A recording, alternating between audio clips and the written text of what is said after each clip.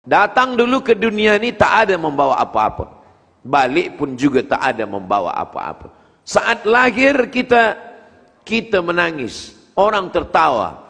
Saat nanti kita mati, kalau boleh biarlah kita tertawa karena husnul khatimah, dan orang pula menangis melepas kita. Jangan sampai kita mati, kita menangis, orang tertawa. Mustarih wa mustarah minhu. Kata Nabi, orang mati ini dua. Yang pertama mustarih, dia rehat. Yang kedua mustarah minhu, orang lain rehat. Orang yang jahat, mengganggu orang, menganiaya orang, menyusahkan orang, itu bila dia mati mustarah minhu, orang yang rehat dengan matinya dia. Ustaz dah dengar si fulan meninggal. Iya, alhamdulillah, rehatlah kita. Dulu waktu dia hidup kita pula susah. Kita kalau boleh biarlah kita yang mustarih, kita yang rehat daripada kesusahan dunia. Maka begitu juga dengan harta ini, ketika kita mati menghadap Allah, maka sesungguhnya satu detik dia bukan punya kita lagi. Ada seorang ulama melawat seorang yang sedang sakit, menjenguk orang sakit. Lilin hidup malam. Ketika orang tadi sakratul maut mati, maka ulama menghembus lilin, padam, mati. Semua hadirin yang datang terkejut. Kenapa kita padam, kita matikan lilin? Ini ada orang mati, orang ramai menjenguk. Kita lebih berhajat pada lilin, kenapa dipadamkan? Apa kata ulama menjawab? Tadi lilin itu punya dia. Lilin tadi punya dia. Kita datang dan lilin hidup, kita boleh menggunakan cahayanya sebab orangnya masih hidup. Tapi manakala dia sakratul maut mati, lilin itu bukan punya dia lagi. Lilin itu sudah punya ahli waris, dan ahli waris belum berbagi harta warisan. Bila kita pakai cahayanya, kita akan dihisap di akhirat, sebab tak tahu entah siapa pemilik lilin. Itulah maka saya hembus manakala mati. Mati orangnya, lilinnya pun mesti mati, padam juga. Begitu juga dengan hidup ini. Semua yang kita miliki saat ini, semua atas nama kita, pada akhirnya akan beralih kepada nama orang lain.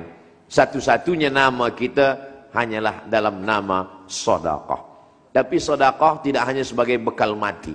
Beberapa ulama membahaskan tentang sedekah itu boleh jadi untuk yang lain.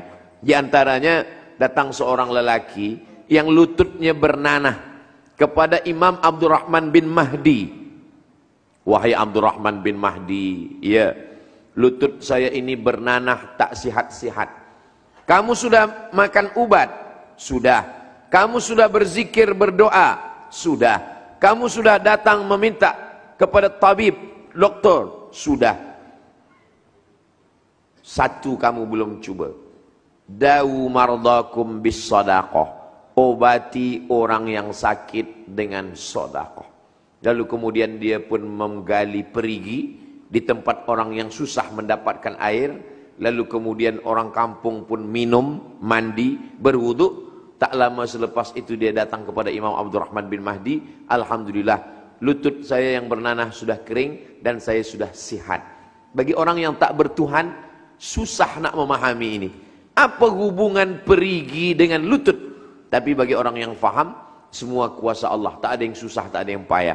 Innama amruhu idza arada syai'an ayaqula lahu kun fayakun.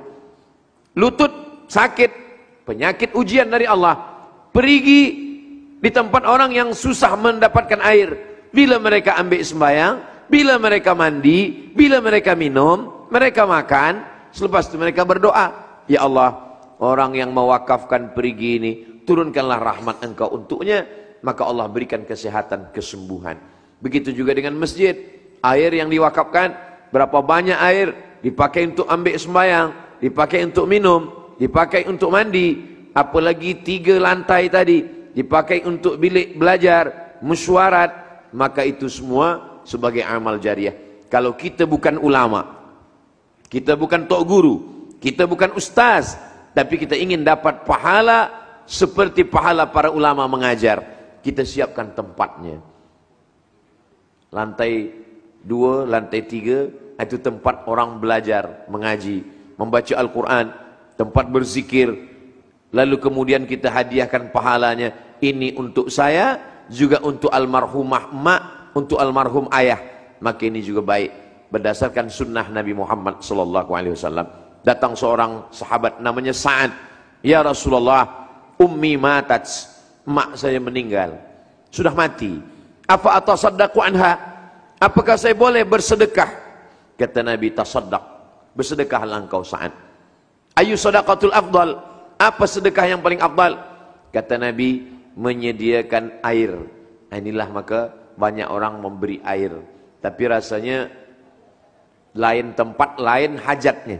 Kalau di Arab memanglah susah untuk mendapatkan air, tapi kalau di kampung saya di Riau, di Sumatera, air, apalagi bulan-bulan ini memanglah banyak banjir, banyak air. Mudah-mudahan saudara kita yang sedang banjir diberikan Allah kesehatan, kesabaran, keselamatan insyaallah. Saudara kita dimanapun berada, itu semua harta yang dipakai untuk menolong agama Allah, itu sajalah yang boleh kita bawa sebagai bekal menghadap Allah Subhanahu wa ta'ala.